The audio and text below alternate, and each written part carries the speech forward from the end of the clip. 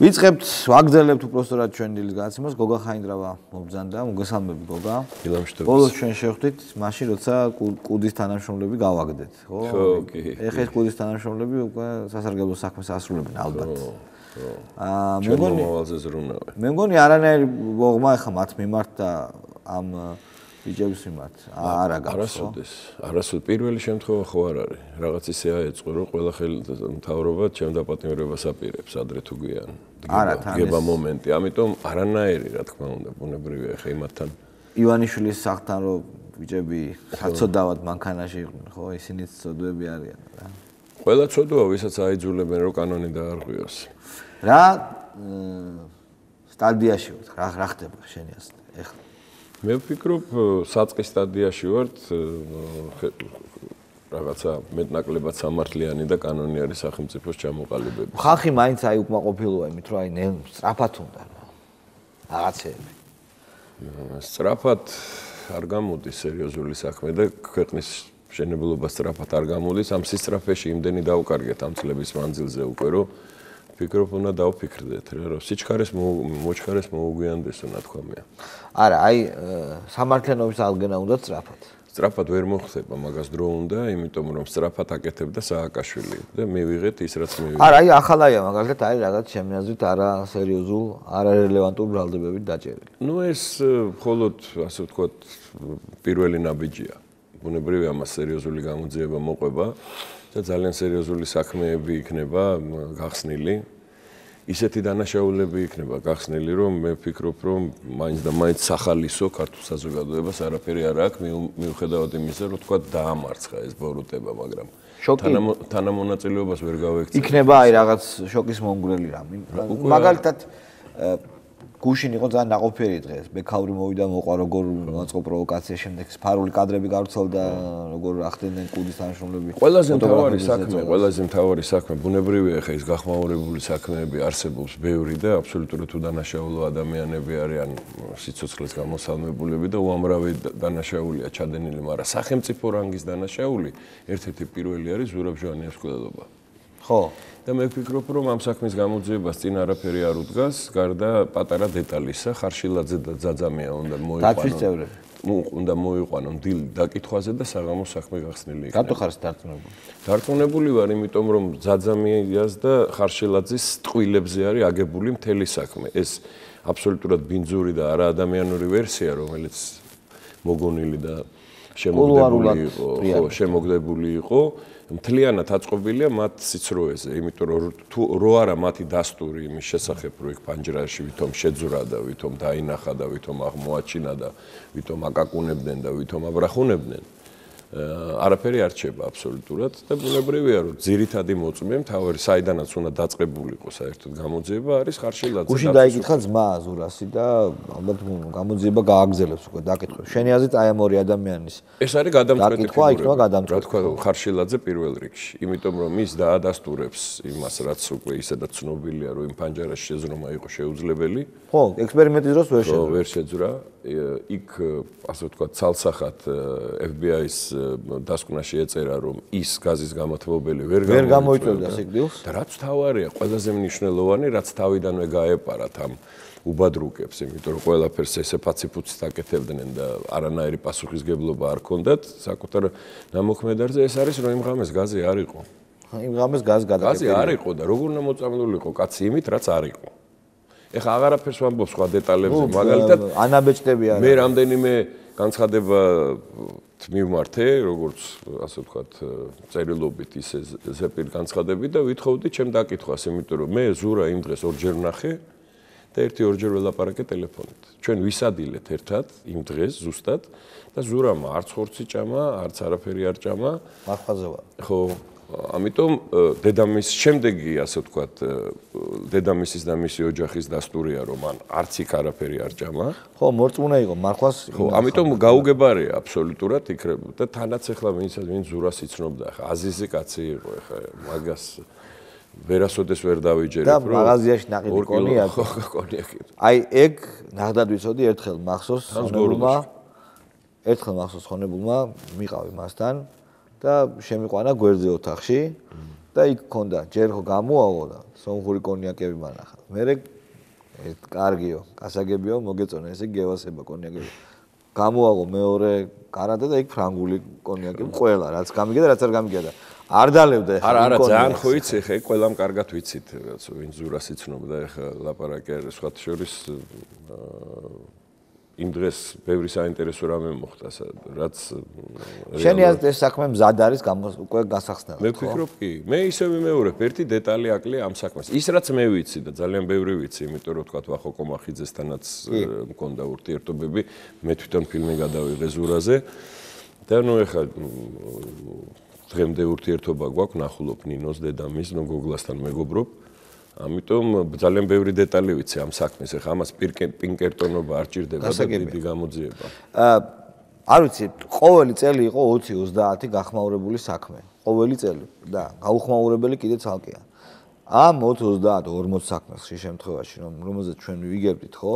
წართმევაქონების, ძალადობა და ასე შემდეგ. ასრულებდნენ კონკრეტული ადამიანები. მართლა ბადეიშვილი ხო არ ჩალიჩობდა თვითონ თავის ხელით. აი სხვა შორის მაგისი მოადგილე პირველი რომელიც დღეს პარლამენტში ძალიან ბევრს იღიმის რა. ხშირად სიხარულიძე რა. ძალიან ერთ-ერთი მე ვფიქრობ არის სულისჩამდგმელი და შემსრულებელი ყველა იმ დანაშაულებრივი გადაწყვეტილების რომელიც პროკურატურაში იხარშებოდა და ჩვენ ვიცით რომ ძირითადი ასე ვთქვათ ვანო თუ იყო შემსრულებელი ჩამფიქრებელი და გამხორციელებელი ამის ყველაფრის იყო ადეიშვილი. ადეიშვილი არის ყველაზე ბნელით მოცული ფიგურა ქართულ. ადეიშვილი მართავდა ქვეყანას, როგორც მე მგონი, რომ მიშა არის ბერიცხლი და ამის მე იცი რა არის საერთოდ იმ ვითარებაში, როდესაც ქვეყნიდან არის საერთოდ ძალიან საინტერესო ვითარება არის თავდაცვის მინისტრებთან დაკავშირებით, ესე იგი. ერთი თავდაცვის მინისტრი, როგორც აღმოჩნდა, არის ასე ვთქვათ ამერიკის მოქალაქე და ამერიკაში მუშაობს უკვე გაქცეული ამ ქვეყნიდან. მეორე თავდაცვის მინისტრი აღმოჩნდა, რომ ისრაელის მოქალაქეა და ისიც გაქცეული ამ ქვეყნიდან. მესამე თავდაცვის მინისტრი გაქცეულია ამ ქვეყნიდან, წასულია და ვისი მოქალაქეა და ვის ემსახურებოდა გელა ბეჟუაშვილი კაცმა არ იცის. მეოთხე თავდაცვის მინისტრი თავის ფეხით მოვიდა ციხეში და მეხუთე თავდაცვის მინისტრიც თავის ფეხით მოვიდა ციხეში. მე მინდა ვკითხო ამ საერთაშორისო თანამეგობრობას, ეშტონს თუ ვინც გინდა. ხუთი თავდაცვის მინისტრი რო ქვეყნიდან გაქცეული იქნება და აქედან ორი თავის ფეხით ციხეში რომ მევარ. და საქართველოს მოქალაქეები რო არ არიან, ხო, არა, ეგ საერთოდ იყო ეხლა ჩვენ ყველამ ეხლა ჩვენ დამოკიდებულება ებრაელებისადმი ეხლა ჩემი ცნობილია, ასე ვთქვათ, მე დიდი პატივისცემი და სიყვარულით ვიყავი გამსჭვალული ყოველთვის ამ ხალხისა და ბავშვობიდან. და ისრაელის სახელმწიფო ალბათ ერთ-ერთი ყველაზე მეგობრული სახელმწიფოა და ჩვენი პარტნიორია და უამრავი ასე ვთქვათ სიკეთე გვაერთიანებს, მაგრამ როგორ შეიძლება რომ უცხო ქვეყნის მოქალაქე იყოს შენი თავდაცვის მინისტრი? აი ეს ვერ გავიგე. კეზე რა არის უცხო ქვეყნის მოქალაქე? ისრაელის მოქალაქეა. კარგი. კიდევ ბევრ რამეს ვნახავთ, მაგრამ მე ჩემი შეკითხვა სხვა რამეს მდგომარეობდა. აი ეს შემსრულებლები, აი უშუალოდ ვისაც დაავალეს და დავითაშვილი ყობა ვინც წაიყვანა ცემელები, აი მუშტებს რო ურტყავდნენ ადამიანებს. ეგ შეიძლება ათასობით იყოს ეგეთი. ათასობით არ იქნება, ჩვენ ყოველთვის ვაზვიადებდით, ათასობით იქნება საერთო ჯამში მოხელეები, ვინც ამ ბანკერ სისტემაში მონაწილეობდნენ. მცემელები ათასობით არ იქნება, მცემელების რაოდენობა ჩვენ გკითხეთ, იმიტომ რომ ჩვენ ვიყავით ობიექტი ამ ცემის, როგორც წესი. მე ვფიქრობ, ეხლა თუ არ ჩავთვლით იმ ოფიციალურ ფორმირებებს, რომელიც ამაში მონაწილეობას ღებულობდნენ, წმინდა ზონდერები 300 კაცს არ აღემატება. მთლიანად საქართველოში. ბასიშვილის დაჯგუფება, უდესიანის და კი ბატონო, ძალიან გაზვიადებული ახლა იქ დაჯგუფებებზე რო ლაპარაკობენ, ახლა იქ ძალიან ხშირად აბსოლუტურად შემთხვევითი ხალხი იყო გამოყენებული რა. აბსოლუტურად შემთხვევითი ხალხი იყო გამოყენებული, რომელიც ნებსით უნებლიეთ იყვნენ ამ საქმეში. აი მაგალითად კადრებში ჩანს წინასაარჩევნოდ როგორ ესვრიან ქვას ადამიანებს. ახლა ინც ვინც ესვრის, ის ხო იდენტიფიცირებულია. ის შენი აზრით უნდა დაისაჯოს თუ არა? იცი როგორ არა, იმიტომ რომ ასი თუ გავყევით, არა? იცი როგორია, აქ საერთოდ მე აი ეს დამოკიდებულება, წითელი ხაზები და როდის გაჩერდებიან და ასე შემდეგ, მე საერთოდ ბოლო დროა ეს თვეები უყურებდა, ჩემი თვალების ბჯერა არ ჩემი ყურების ისეთი რამეები მესმის. იმასთან დაკავშირებით, რომ ეს სადღაც განსაკუთრებით ჟურნალისტებისგან მიგვირს ესა, რომ სადღაც უნდა გაჩერდეს ქართული ოცნება და ქართული ოცნება რა შუაშია საერთოდ. ეს ქართული ოცნების მოთხოვნაა იმ ადამიანს თუ აი შენ ქართული ოცნება გირეკავს შენ ქართული ოცნება ითხოვს ქართული ოცნება ყველაზე მაგარი ეს არის უცხოელები რო ითხოვენ და კითხვას რო დაუსვავ დარწმუნებული აი შენ ქვეყანაში ეს ფაქტები რო გამომზეურდეს შენ არ მოახდენ რეაგირებას არა პირველი და შემთხვევაში ეს არის ზეწოლა ხო ან რაღაც ეჭვებს აჩენს და იქ მოსულა იქ საბაც კი მაგრამ გენერალური პროკურორი ორი იუსტიციის მინისტრი რო გარბის ქვეყნიდან და იმალება და უკან არ ბრუნდება დღემდე თავარი კითხვა შენ წარმოგიდგენია რომ ამ ტიპის აღარ ვლაპარაკობ ამერიკის შეერთებულ შტატებზე რა თქვა პოლონეთში ჩეხეთში რომ ამ ტიპის დანაშაულებები იყოს აღმოჩენილი მართველი უნგრეთის პრეზიდენტის იმპიჩმენტი რაზე დაიწყო გახსოვს რომ დისერტაციაში გამოიყენა არაფერი არ მოუპარეა მე აღმოჩნდა რომ არ მოუპარე უბრალოდ გამოიყენა შეიძლება არ მიუთითა იქ სათანადოდ როგორც არის საჭირო ამის გულისთვის დადგა საკითხი იმპიჩმენტის და შენ წარმოიდგინე იმ ქვეყანაში სადაც სათავე მთელი ამ ბოროტების ზუსტად სააკაშვილისგან იღებს და ყველამ კარგად ვიცით ეს ახლა შენც კარგად იცი მეც კარგად ვიცი და ჭიჭიკიანაც კარგადაც იცის და რა რაღაცები არის ხანდახან როცა ვიღაცებთან კამათი მიწევს ახლა ძირითადად ახლა ნაცებთან არა მონაცო ელემენტებთან რომ ნაცები არ მოდიან ჩემთან გაცემაში ხვდები რომ რაღაც აი საყოველთაოდ აღიარებული ჭეშმარიტებების პრეუდიცია როგორც არის აი რაღაც აი ყველამ რო იცის ეს ფაქტებზე მიდის კამათი და არ მიღირს იმიტომ რომ ნელ-ნელა ჩემ თვალწინ ნაცმოძრაობის წევრები გადაიქცნენ აი რაღაც სექტის წევრებად სექტის წევრები იყვნენ ყოველთვის ხო მაგრამ აი გამოჩნდა აშკარად რა და თან კიდე რა მოხდა იცი ეს ხელისუფლება უკვე ძველი როცა მას ვიღაცის დაჭერის და დაშინების ფუნქცია წაერთვა ძალიან კარიკატურულად უსუსურია ძალიან სასაცილო ანუ მერაბიშვილი წარმოიდგინე რა არა სააკაშვილი მიდის უკრაინაში რაღაც ნაკლებად მნიშვნელოვან ფორუმზე სადაც ფორუმის ხელმძღვანელთან ერთად რაღაცა უნდა არ ხვდება უკრაინის ოფიციალურ პირებს მე არც პრეზიდენტს არც რადის თავმჯდომარე მე მგონი როგორც პოლიტიკური ფიგურა სააკაშვილი დიდი ხანია უკვე ჩამოწერილია როგორც ევროპაში ისე ასე ვთქვათ ნებისმიერ სხვა კონტინენტზე მაგრამ საქმე იმაშია რომ საკუთარი სახის რენომე აი უკვე წაკითხო რა უკრაინას ხო იცნობ კარგად კი სააკაშვილის ვებგვერდია 26-27 ნოემბერს საქართველოს პრეზიდენტი კიევ პოსტის მიერ ორგანიზებულ საერთაშორისო კონფერენციის მუშაობაში მიიღებს მონაწილეობას მაგას ქვია უკრაინის ვიზიტის ფარგლებში მიხეილ სააკაშვილი გამართავს ოხრის შეხვედრას სხვადასხვა დონეზე და მონაწილეობას მიიღებს არსენია იაცენიუკის ფონდის აღმოაჩინა უკრაინას დიპლომატიური კლუბის ინიციატივით გამართულ ღონისძიებაში დისკუსიის თემა რეგიონი გზაჯვარედინზე ევროპული პერსპექტივა საქართველოს და უკრაინისთვის მიხეილ სააკაშვილის და ფონდის დამფუძნებლის სახელგვარი არწევია საუბრის ალბათ არსენია იაცენიუკი საუბრის თავარი თემა საქართველოს და უკრაინის ევროკავშირთან ურთიერთობა იქნება მე მახსოვს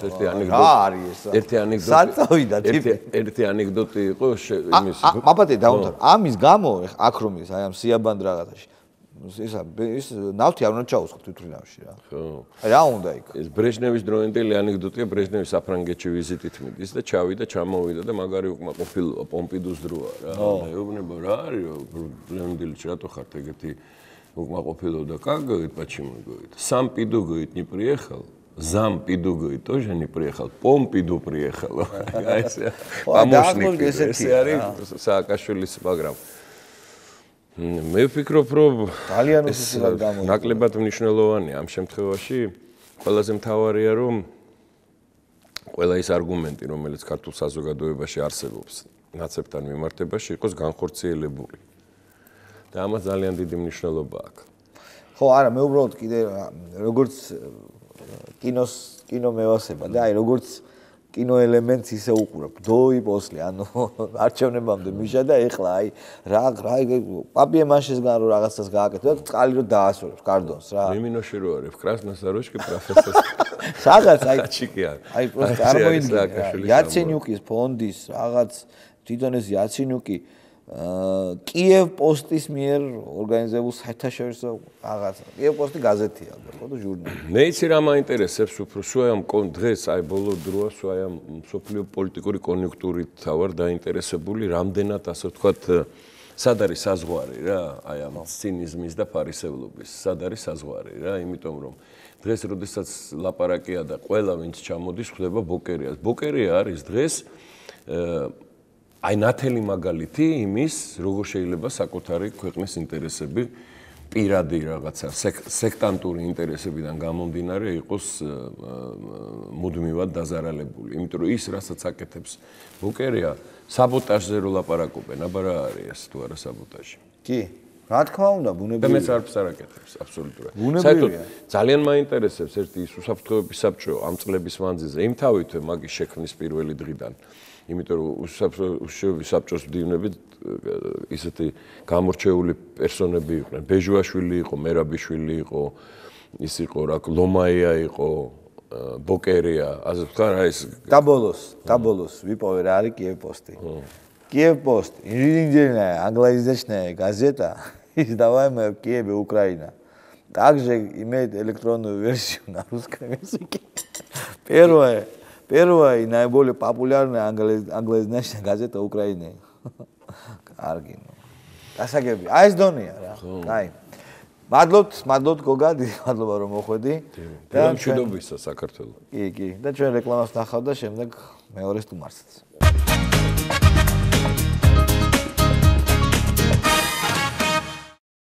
ვაგრძელებთ ვიფოსო ტელემაყურებლო ჩვენს გადაცემას. ნუგზარი ნაჭყებია კონტროლის პალატის თანამშრომელი, ყოფილი თანამშრომელი, ხო, ესე ვთქვათ, რომელიც გაათავისუფლეს ზაფხულში, ხო?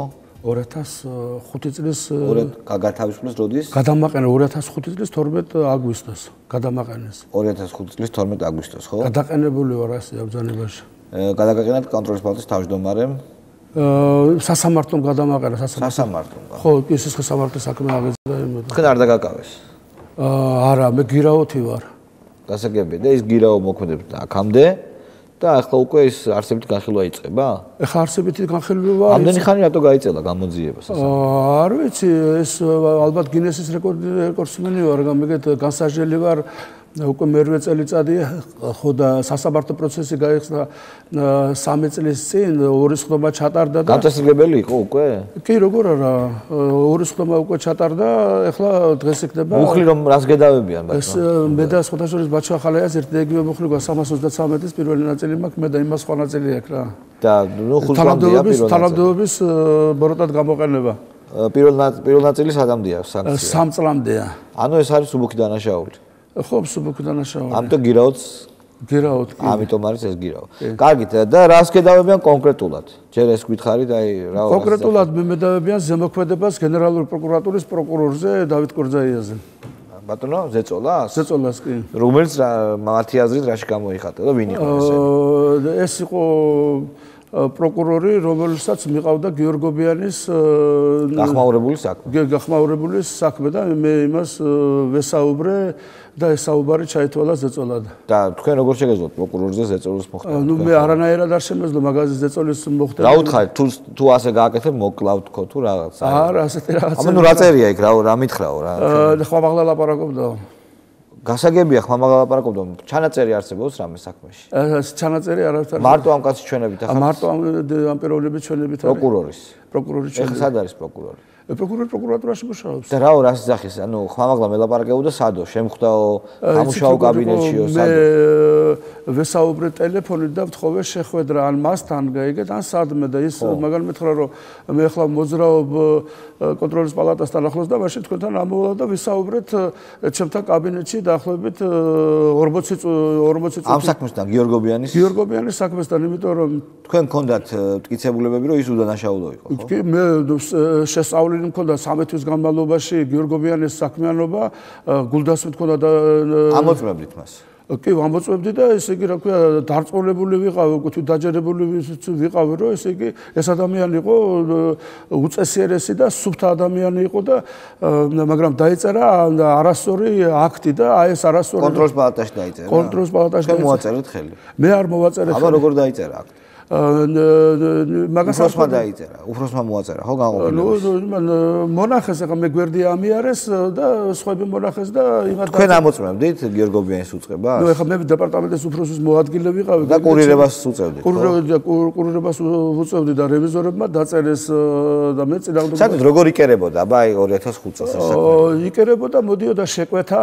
ვისგან? და რა გზით? ძირითადად მოდიოდა ODR-ებისგან, სხვადასხვა თანამდებობის პირები. ან მარტო ODR არის უშიშროების ოფიცერი, რომელიც მუშაობს ჩვეულებრივ და იქნებ ხელფასს. მე ვიყავი ოღონდ მაპატეთ ყველა მიცის რომ ODR-ია. კი, ყველა მიცის 2004 წლის ზაფხულში შემოაგდეს ჯერის ტელეფონოგრამა, რომ სატყეო დეპარტამენტში არის უდიდესი დარღვევები და მილიონამდე არის ახლა გადაწებული და მე ეს გულდასმით შევისწავლე დეპარტამენტი. კი, მე თვითონ მარტო, ესე იგი მივწერე წერილი იმას გიორგობიანს, მე არც ვიცოდი მაშინ გიორგობიანს არც ვიცნობდი არც არაფერი. ჩემდა გასაკვირად იქიდან მოვიდა, ესე იგი რა ქვია, დამადასტურებელი რაღაც დოკუმენტაცია, მე კიდე დამჭერდა, კიდე მივწერე, კიდე მიპასუხა, მე სატელეფონო საუბარიც მქონდა და დავწუნდი, რომ გიორგობიანს უშუალოდ არაფერი დანაშაული არ ქონდა, დანაშაული იყო, იკვეთებოდა ახალქალაქში და იმ დამოებში და ხელმძღვანელობას მოვახსენე, რომ უნდა შემოწმებულიყო ახალქალაქი და ახალქალაქის მიმდებარე ტერიტორია. შეამოწმეს? ეს მერე უკვე ჩემი დაჟინებული მოთხოვნით შეამოწმეს და იქ გამოიკვეთა უდიდესი დანაშაული ადგილობრივი ხელისუფლების და მათ ძალოვნებიც იყვნენ ხეთქის საკითხი. ხეთქის როგორ არის იცით, იქ შეიქმნა რაღაც ავტორიტეტნაირ კომისია და ამ ავტორიტეტნაირ კომისიამ დაადგინა, რომ ვიღაცას თურმე საიდანღაც მოუტანია 10000 კუბური მეტრი ხეთყე და ოღონდ მინდა რატომ არა, ხო? ხო და ვინ მოიტანა და ვინ არა ეს პროკურატურას გადაუგზავნით მასალები, არაფერი შედეგი არ. პროკურატურას ამათმა არ გადაუგზავნეს, მაგრამ მე როდესაც უკვე საპარლამენტო განხილვა პარლამენტში კომისია რო შეიქმნა, იქიდან კი გვითხრეს, რომ გადაიგზავნა კონტროლის პალატამ, კი მოეწერე წერილი, მაგრამ დღესაც არ მგონია რომ კარგად, ესე იგი მივყვეთ სიტუაციას. თქვენ იცოდით, რომ ეს კაცი გიორგობიანი იყო უდანაშაულო, იმაში რასაც აბრალებდნენ და დაელაპარაკეთ პროკურორს, რომ არ გააკეთო ეს იმ დრო უდანაშაულო. სანამ პროკურორს მე დაველაპარაკობდი, მანამდე მე მქონდა კონფლიქტური სიტუაცია ამ ODR-თან. ODR-ი, რომელიც ჩვენთან მუშაობდა, ის ვერ მომერია მე გამიგეთ, რომ ODR-ი პალატაში, ხო? პალატის ODR-ი ვერ მომერია გამიგეთ, რომ რა უნდოდა ODR-ს? ODR-ს უნდა სასტრაფოდ, ესე იგი რაღაცნაირად ისეთი აქტი დაწერილი იყო, თუ კიდაც ორჯერ გაბრავლებული არის არა 4, არამედ არის 15 და გიორგობიანის წინააღმდეგ. გიორგობიანის წინააღმდეგ. მე მოიყვანა კიდე მეორე ODR-ი, ვერც მოერია და სურამდენი ODR-ი იყო სამი. უკვე დამხმარად მოიყვანა გარემოს დაცვის ODR-ი. დამხმარებთან, მაგრამ მაინც ვერ მომერიან და აი მუშაობის პერიოდში ვეწინააღმდეგებოდი თენ კონტროლის პალატას მარტო ერთი ადამიანი თანამიგზნობდა, დანარჩენი ყველანი მეუბნებოდნენ, რომ შეხარ გიჟი, რატო ეწინააღმდეგები ამ ხელისუფლებას მე ვუთხარ, ადამიანი არის პატიოსანი, წესიერი ადამიანი და როგორ უნდა ჩემი ხელის მოწერით, რატომ უნდა წავიდეს, ეხლა ეს იგივე არის. თქვენ გითხრეს მაშინ, რატო უნდათ მაინც გაფუჭება. მე მიზეზი მაშინ არ ვიცოდი, რატომ უნდა, მაგრამ მე როდესაც უკვე ეხლა 8 წელიწადია ამ საქმეს ვსწავლობ და სულ დეტალურად ვიცი, ეს მიზეზი ის იყო, რომ ბიძინა გიორგობიანი არის უწესრიესი ადამიანი და მაგრამ როდესაც მუშაობდა სატყეო დეპარტამენტის ხელმძღვანელად, შეიმუშავა ტყის განვითარების ნორმალური პროგრამა, ხოლო ამ კრიმინალურობა ბანდამ, რომელსაც სააკაშვილი ხელმძღვანელობდა და ძალიან ბევრი იყო იქ ცალცალი კალაშებით მოსული ხალხი, ესენი იბრძოდნენ მარტო ფულის გასაკეთებლად და მოიყვანეს ეს ბენდუკიძე, რომელსაც შემდეგ ალბათ ყველა მთელმა საქართველოს მიცის, როგორ გაასხვისა და რაღაც ეს ტყის მასივები და მდინარეები აქ 59 წლით ეს იჯარით.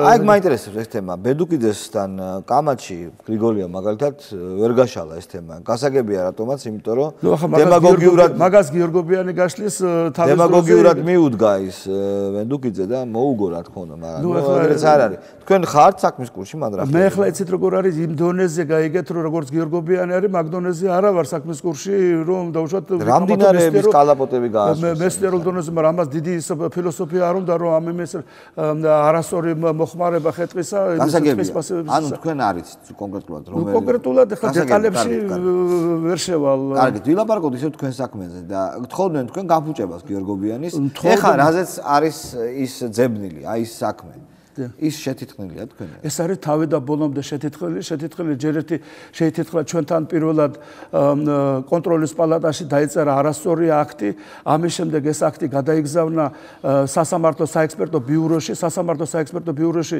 იქ არის ძალიან წესიერი გოგონა ხათუნა ტყეშელაშვილი რომელმაც დაწერა დადებითი დასკვნა რომ არასწორი აქტი არის დაწერილი კონტროლის პალატაში და ზუსტად ამ დავით კორძაიამ რომელსაც მე ვესაუბრე ეს ახდენდა ზეწოლას სასამართლო საექსპერტო ბიუროს ექსპერტ ხათუნა ტყეშელაშვილზე ის მერე გაანთავისუფლეს სამსახურიდან და ჩადეს იქ უკვე არაუფლებამოსილი პირის მიერ დაწერილი სასამართლო საექსპერტო დასკვნა სასამართლოზე რომელიც გიორგობიანის წინააღმდეგ იყო არც მე და არც ხათუნა ტყეშელაშვილი არ დაკითხეს და დაუსწრებლად ადამიანს მიუსაძეს 6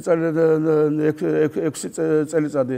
ეხლა მე რომ დავადასტურო ისა რომ ოდერები მე მაძალებდნენ ვახო კომახიძის დახმარებით ჩავიწერე მე ფარული ჩანაწერი სადაც რომელიც გახმაურებულია და საზოგადოებამ მიცის სადაც ისინი ადასტურებენ რა ვქნა ჩვენ ვართ ოფიცრები ჩვენ გვავალებს დათახალაიას ავალებს ვანო მერაბიშვილი და დათახალაია ავალებს მათ რომ რა გააკეთონ ისინი მოდიოდნენ ჩემთან დათახალაიას სახელით და მე ვუმდებოდი რომ ეს კაცი უნდა დაკავდეს ნებისმიერი ხერხით და მე ვკითხე რატო არ წახვედით თქვენ ვისთან საერთოდ თანამდებობიდან როგორ მე ვიბრძოდი რატომ უნდა წავსულიყავი თანამდებობიდან მართალი კაცის ის არა ქვია არ შეიძლება ეგრე მეტყვი არა რატო ამბობთ იცი რომ იცოდით რომ აი ამ სისტემას უპირისპირდებით და ბევრი წავიდა გაიქცა არა იცით როგორ არის თუ იბრძვი ადამიანი უნდა იბრძოლო ბოლომდე გამიგე თუ არ იბრძვი ბატონო და ჩვენ რეკლამას ნახავთ და მე დავბრუნდებით ეხლა აუცილებლად ნახოთ რეკლამა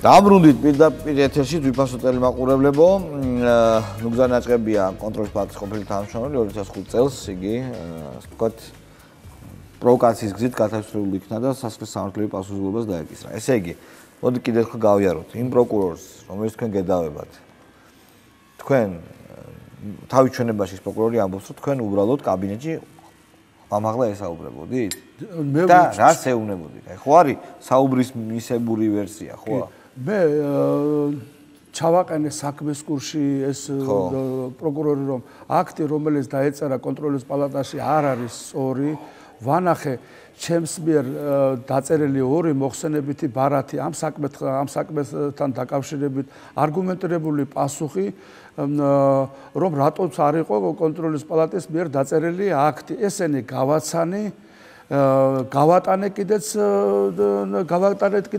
თან და ჩვეულებრივ წყარი საუბარია ხო? ჩვეულებრივ საუბარია. ჩვენებაში რა სტრეს რა მითხრა? ჩვენებაში აბას ყველაფერს ყვება ეგ და ხმაბაღლა ლაპარაკობდაო და აი ესეთი ემოციური ლაპარაკება არ ვიცი ასეთ მეტი არაფერი გამიგე და ეს თან და ხმაბაღლა ლაპარაკი აღვიქვი როგორც ბოროტად და მაგას დღეს ვკითხავ თუ მოიყვანეს გამიგეთ ბრალდებულმა ხარა ალბათ უნდა მოიყვანოს ეს მიერ გადაცემული დოკუმენტები ვინმე შეისწავლა? იბან პარლამენტში შეისწავლეს და პარლამენტში გასაგებია. არა, აბსოლუტურად არც გაითვალისწინეს რა, არც გაითვალისწინეს, ის კი არა მე რო წერდი იმას, რა ქვია, ჩემს მოხსენებით ბარათებს კონტროლის პალატის ხელმძღვანელობაზე იქ მოადგილეები კონტროლის პალატის მოადგილეები აწერდნენ ასეთ რეზოლუციას, რატომ მოხდა კონტროლის პალატის თავმჯდომარესთან ჩვენი ვიზირების გარეშე ეს წერილი, იმიტომ მე გვერდი აუვარე და ისე შეუტანე შევანაზიროს მუშაობდით? კი როგორ არა? 93-დან მუშაობ. კონტროლის პალატაში თამებს იღებდნენ? კი. თქვენ არ იღებთ. მე არ ამეღია მე ისე რა ქვია 100 მილიონ ლარამდე მაქვს სახელმწიფო ბიუჯეტის სასარგებლო დარიცხული და იქიდან ვიღებდი პრემიით საპრემიით ეხლა ცხოვრობ ავჭალაში პრემიის ანუ ეს იყო რაღაც გარკვეული პროცენტი. კი, გარკვეული პროცენტი. აი მოლაშვილის კადრები რო დაიჭირეს ხო თქვენ იმ გაუგებრობაში ჩემით ეს გაუგებრობა იყო. იცით რა არის ჩემს წინააღმდეგ გამიგეთ ოღონდ რამე ენახათ ეგ სულ გადმოატრიალეთ ჩემს მიერ ჩატარებული ისე რა რევიზიორები და ესე რა რევიზიები და გადმოთხარეს მაგრამ რამე რო ყოფილიყო ის ხელისუფლება მე დამეჭერდა. არა თქვენ ძველი კადრი ხართ და იმიტომ. კი როგორ არა მე როგორ შეიძლება იმუშაო აი მე განა ისე გეკითხებით რა რამე ქვეტექსტი კი არ მაქვს უბრალოდ გულსვათ მაინტერესებს როგორ შეიძლება იმუშაოს სისტემაში რომელიც არის კორუმპირებული და თამი არა იყო ანუ რაღაც თეთრი ყვავებით არა იცით როგორ არის კორუმპირებული სისტემა იყო იმის რეზო შავიშვილის დროს მაგრამ რეზო შავიშვილი ქთამს არ იღებდა და იყო კიდე ხალხი რომელიც ქთამს არ იღებდა გამიგეთ ეს ყველა ავიგე გასაგებია მაგრამ როგორ შეიძლება ეს რას ნიშნავს ანუ შენ ქვეშევრდომი ქთამს იღებ შენ არ იღებ და არ და იცი რომ იღებს ხო ეხლა რა არის იცით ხა მე მაგ დეტალები და რაღაცები არ ვიცი მაგრამ იქ მეკთამბეთა ჯგუფი ცალკე იყო ხო და გოიმების ჯგუფი ცალკე იყო რომელიც დომინოს თამაშით და რაღაცებით ერთობოდა ხოლმე ერთ-ორ რევიზიას თუ ჩაატარებდა იმაში გოიმების ჯგუფს გულისხმობთ ნუ რა ობიექტი როდესაც არ არის რა უნდა აკეთო კონტროლის პალატაში სიხარ და ელოდები რევიზიას არ არის მუდმივი რევიზიები მუდმივი რევიზიები ყველას დასაქმებული არ იყო მაშინ მესმის არა რეზო იყო პატიოსტესი ადამიანი ეგ ვიცი რეზო შავიშვილს ყველა მისი მტერიც კი ამბობს რომ მას ცხოვრებაში პრიმას ეწეოდა ხოლმე ხო მაგრამ ეგეც უცნაურია ხა ეგ რა თქმა უნდა ბატონ რეზოს უნდა ვკითხოთ მაგრამ როგორ შეიძლება უხელმძღვანელო სისტემას შენ იყო უდაოდ პატიოსანი ადამიანი თამი აიღო მაგრამ ძალიან ბევრი შენს ქვევით იღებდა აი იცით როგორ არის ყველანაირად ებრძოდა რა ყველანაირად ებრძოდა მაგრამ როდესაც ქვეყანა იყო იმაში კორუფციაში გაიგეთ მაგესე აღმოფხრა უწყება ცალკე უწყებრივად შეუძლებელი იყო შალვა რა ახლა გვახსოვს ის დრო ანუ მიშამ რაც გააკეთა დაბალ დონეზე კორუფცია მოსპო პრინციპში კი ერთი მოსმით მოსპო რა დაბალ დონეზე მაგრამ უკვე კორუფცია უკვე ზევით ელიტური კორუფცია არის ახლა არის თუ არის კორუფცია რა გასაგებია აი თქვენ არ იგრძენით რომ აი როცა მოხვედით ხო მოვიდნენ ესენი ხელისუფლებაში რომელი ესენი ვარდების რევოლუციით მოსული ხალხი თქვენი ადგილი იქ უკვე აღარ იყო მაგი არა ვერ იგრძენით ხო უნდა მებრძოლა იცით როგორ არის მე ესეთ ადგილას ვარ გაზდილი გუდაუთაში სადაც ყოველთვის მენატრებოდა ქართველი გამიგეთ ქართველს რო დავინახავდი და რაღაცნაირად ბურზგლავდა გამიგეთ და 72 წლიდან ვცხოვრობ თბილისში გაიგეთ და ჩემი სამშობლო არის საქართველო მე ხიზანდებით 61-ის. და სხვაგან საქართველოსგან მე არსად არ წავალ მიუხედავად იმისა რომ ძალიან ბევრი გარბის არსადაც არ წავალ. აი მე გეტყვით მე წარმომგენია რა მოხდებოდა. მოვიდოდნენ ეს ახალგაზრდები, შეხედავდნენ თქვენ ასაკს, შეხედავდნენ თქვენ და არ მოეწონებოდით და იტყვიან რომ ჩვენი ხალხი გვინდა სულ პატარები, სულ ნორჩები და დაიწყებდნენ უბრალოდ მაგის გამო ბრძოლას. ვიც ესე ხდებოდა ეიჯიზმი ეგ არის. იგზაინთ ეს თქვენ რომ აი ეგრევე მალევე დაიწყეს ეს რაღაც. კი როგორ არა ეგრევე პირველი მოსვლიდან პირველი დღიდანვე დაიწყეს, მაგრამ მე რაღაცნაირად არ შემეხნენ მაშინ. იმიტომ რომ თქვენ სპეციალისტი იყავით და. ოდო ნუ ეხა როგორ არის ციტისრალვა მე ღვინის ქარხანაშიაც ნამუშევარი და ძალიან გამოსთილი პიროვნება ვარ რა. ღვინის ქარხანაში დირექტორის მოადგილედ ვიყავი მე და ტყემალაძე ბატონ ზურაბ ტყემალაძე ერთად მუშაობდით და სამებაში და ესე იგი ლევი პრავი და რაღაცები ყველაფერი ვიცი და რაღაცა ჩემი მოტყუილება არის თითქმის შეუძლებელი რა. ხო, მაგრამ მეთოდები შეიცვალა, თუმცა ახლა მაგ არა, ნუ ახლა მეთოდები ახლა თანამედროვე კომპიუტერსაც წინვალედ ფლობ, გამიგეთ ახლა Excel-ი, Word-ი ყველაფერი. კი, როგორ ნებისმიერი ისა. მეილსაც გააგზავნით. თუ აუცილებლად მეილი რა არის ახლა ეს. არა, ხუმრობ რა თქმა უნდა, მაგრამ ხო ხვდებით არა, ერთ-ერთი პრობლემა ეს არის, რომ კომპიუტერულ ტექნოლოგიებში. კი, რას ლაპარაკობ, წინვალედ ფლობ და ეგრევე ესა ნიმიდან რა ქვია, ორგანიზაციას დაუშვათ მიუსვლელად შევამოწმებ და ვიტყვი ესე რა ქვია, რა ეს არის, რა ქვია. სხვა შორის თქვენნაირი ხალხი ახლა ძალიან საჭიროა, იმიტომ რომ ახლა უამრავი რამეა შესამოწმებელი. უბრალოდ კონტროლის პალატა ახლა პარლამენტიდან გასულია და შალვა, იცით როგორ არის, მე აი პირობას ვძებ, გამიგეთ რომ მე აუცილებლად დავბრუნდები კონტროლის პალატაში სამართლებრივი გზით, გაიგეთ ეშინოდეთ ძველებს და ახლებსაც. ძველებს რატო? ახლებს მესმის ადამიანებს, რომლებიც საბიუჯეტო ფულთან. ხო, იმიტომ რომ იქ ის გინდა ლარის მოპარვა და გინდა მილიონის მოპარვა ერთია. არა, მე დარწმუნებული ვარ კონტროლის პალატა ამ წლებშიც კი მუშაობდა, აი ამ წლებშიც კი, აი ამათი ზეობის წლებში, ნაცმოძრაობის ზეობის წლებში მუშაობდა და რაღაც დასკვნებს დებდა.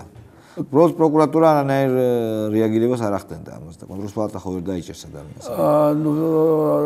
დებდა ალბათ და რაღაცები, ჩემ დროს კი იდებოდა რეზო შავიშვილის დროს ძალიან ბევრია ესა რა ქვია მასალები დადებული სხვის დროსაც, მაგრამ ეხლა ამათ მიერ დადებული მასალები მე ბევრი არაფერი არ ვიცი, ეხლა იქ საწყალი სოცოჩიკობა ვარო გარდაიცვალა რომ მოკლეს ეს და რაღაც არა, ეს იყო უწესიერესი პიროვნება, ძალიან კარგად ვიცნობდი უწესიერესი პიროვნება, მებრძოლი პიროვნება და ის აქვეყნებდა ამ იმას თავის შემოწმებულ მასალებს გამიგე და მე არ ვიცი ხა ის რატო მოკლეს ის ბიჭი და რატო არა, მაგრამ მე დიდი ეჭვი მაქვს რომ ის კონტროლის პალატის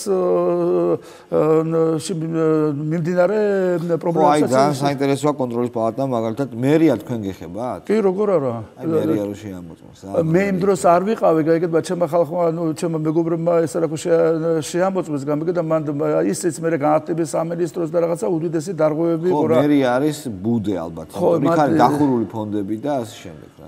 ხო, მან კეთილ მომსახურეობის ისა რა ქვია სამსახური ეკვა, გაიგეთ, მაგას კეთილ რაღაც სხვანაირად ვეძახდი ხოლმე რა, ესე იგი. არა, თქვენ წარმოადგენთ კიპარისების თემა ხო, გახსოვთ თქვენ არ გახსოვთ? კი, როგორ, კი, 1000 ლარიანი კიპარისები რო და თვითონ მერიამ რო თქვა რომ არასდროს ჩავატარეთ. არა, ნუ ეს 1000 ლარი როგორ შეიძლება კიპარისი ღირდეს, შეიძლება 10 ლარი ღირდეს და ესა რა ქვია 20 ლარი და ბატონო გზა თქვენ ფასები ყველაფრის იცით ხო დაახლოებით. ფასი როგორ არა და კალკულაციაში კიდე ძალიან კარგად ვერ ყვევი, გამიგეთ და ესა რა ქვია, ახლა ერთი რაღაც თუ შეიძლება და შალვა ამ იმაზე რა ქვია ენერგეტიკაზე აი ხლა რო არის ამ ფასე იმაზე რა ქვია უბრალოდ მაგის სპეციალისტები არიან ძალიან კარგი სპეციალისტები არიან გამიგეთ და არის ერთი ჩემი მეგობარი რომელიც იყო საქენერგოში მთავარ სამმართველოს უფროსად ბუღალტერიის მთავარი ბუღალტერი ასეთი მარტივ ენაზე რო თარგმნოთ არა იმანიცის წინვალედ ეს კალკულაცია როგორ შედგება და ამასინა დამირეკა გამიგეთ და ვერაფრით ვერ მივახციე რომ ან